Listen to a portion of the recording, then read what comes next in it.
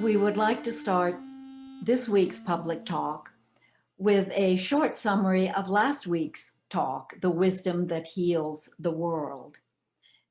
And it's very well summed up in one of the quotes that was used last week, a quote by Rumi. "Yesterday I was clever, so I wanted to change the world. Today I am wise, so I am changing myself." And this fits in with the message that true wisdom is generated from the rose of the heart.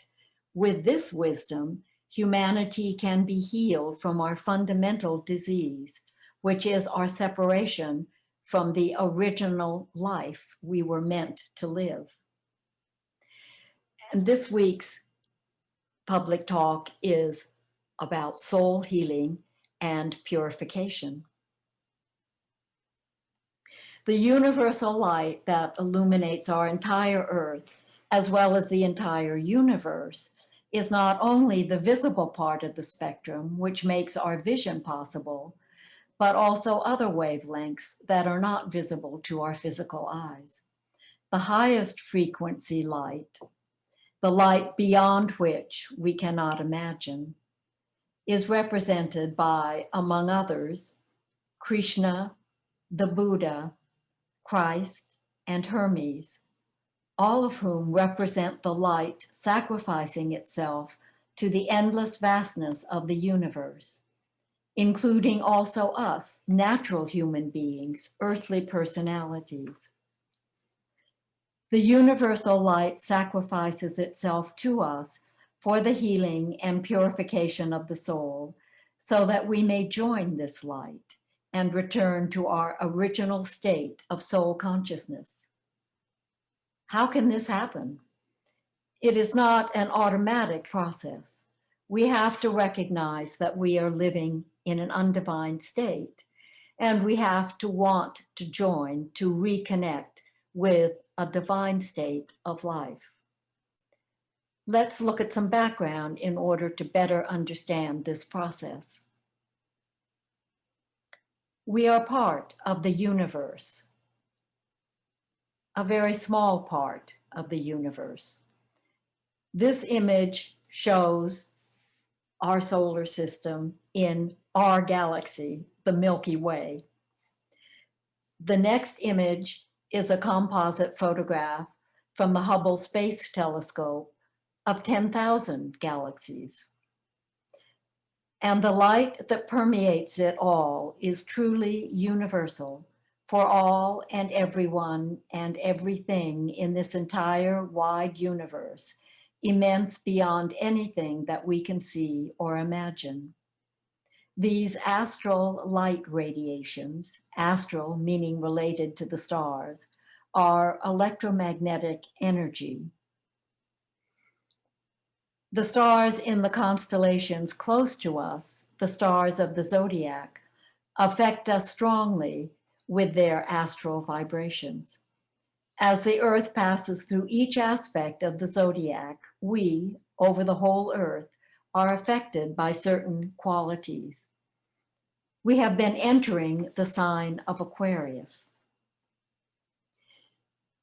The age of Aquarius is characterized by intuition, creativity, revelation, freedom to choose, unity, a deep spirituality, and a voluntary surrender of the egocentric self. Aquarius, the water bearer, pours forth the waters of wisdom as we move toward experiential knowledge, experience of the gnosis, meaning firsthand personal knowledge of God, the divine universal light. How do we connect with it? Through the spirit spark in our heart. The heart has an electric activity that originates from a bundle of nerves on the side of the right heart chamber. It automatically sends out an electric signal once per second to regulate the beat of the heart. This point is where the divine light spirit connects to the body. This is where time and eternity meet. This is where we can, potentially, connect to the universal light that sacrifices itself for us. For this spirit spark in our hearts has the same frequency as the universal light, but it's not an automatic process. We can see similarities in the energy structures at the smallest and largest scales. We can see that the structure of the atoms, including those that make up our bodies, is similar to the structure of the universe in an incredible and all-pervading unity. We want to say here that we are not physicists, we are not experts in the field, but it is fascinating to see these similar structures at such huge differences of scale, thanks to new technologies in viewing and recording the world around us and within us. So we can see that modern science is discovering what the universal wisdom has long offered, that the structures at the largest and smallest scales are similar. Hermes stated this long ago in the Emerald Tablet: as above, so below.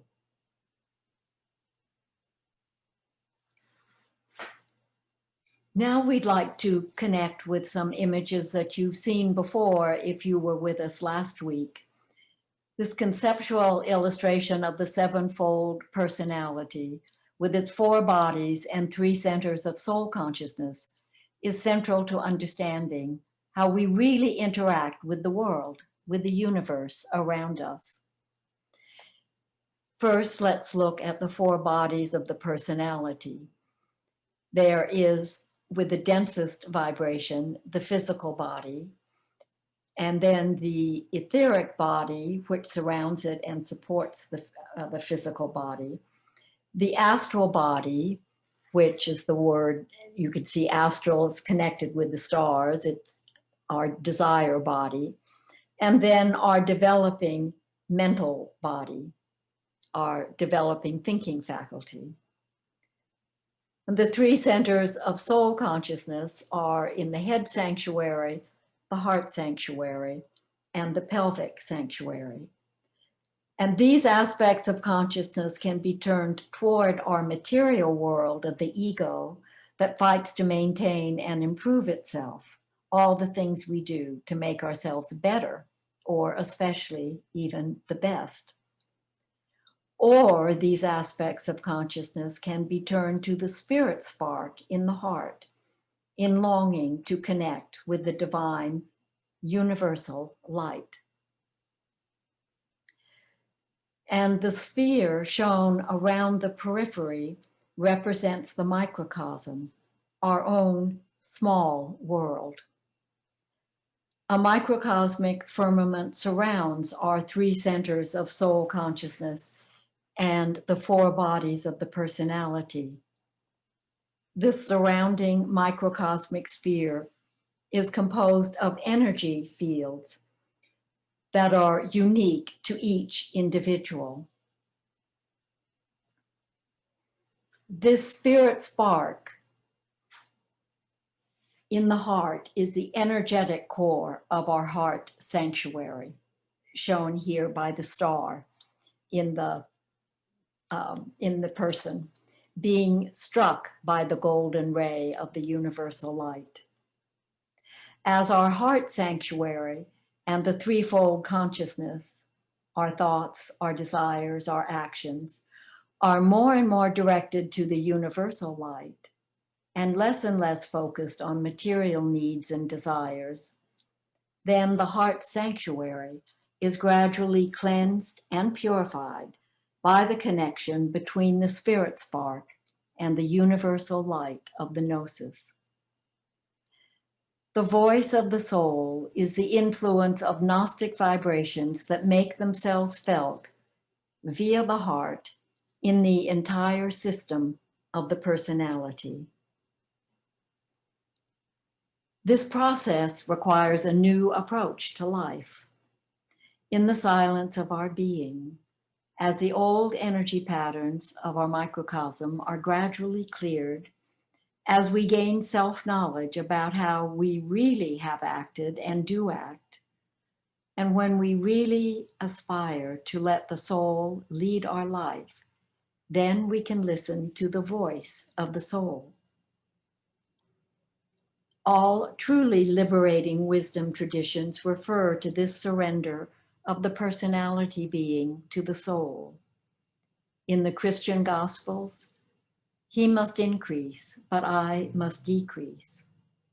In the Bhagavad Gita, seek refuge in divine knowledge and insight, O Arjuna, and discard reward-seeking actions that are certainly inferior to works performed with the consciousness established in divine knowledge. In the poetry of Rumi, become nothing, and he'll turn you into everything. And in the Tao Te Ching from ancient China, he who overcomes others is strong, but he who overcomes himself is omnipotent. The soul suffers because it wants to dedicate itself in love to the great plan. Part of that plan is that microcosm, soul, and personality should one day be born as a thrice great one, just like Hermes. The soul does not develop. It is, for it exists before forces come into action. When, for example, the soul begins to stir in the body, it is not true to say that then it has to develop and grow. No, it already is. It existed, says Hermes, before any other creation. If you imagine the soul, personality, and body coming together as the hidden human being, then you must see the soul as an already perfect divine faculty. That is why we say, it is. And it is us getting out of the way that needs to happen here.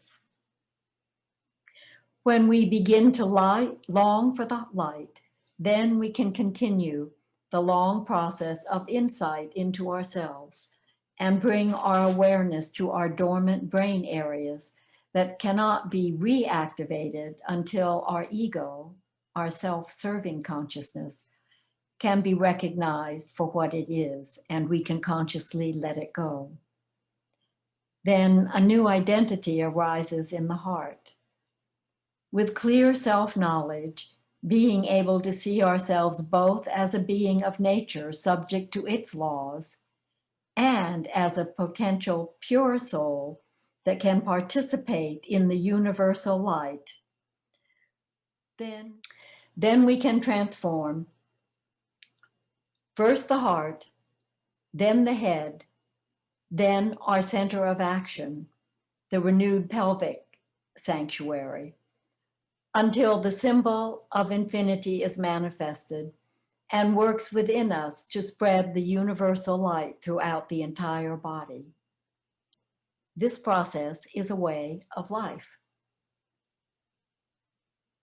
If light is in your heart, you will find your way home.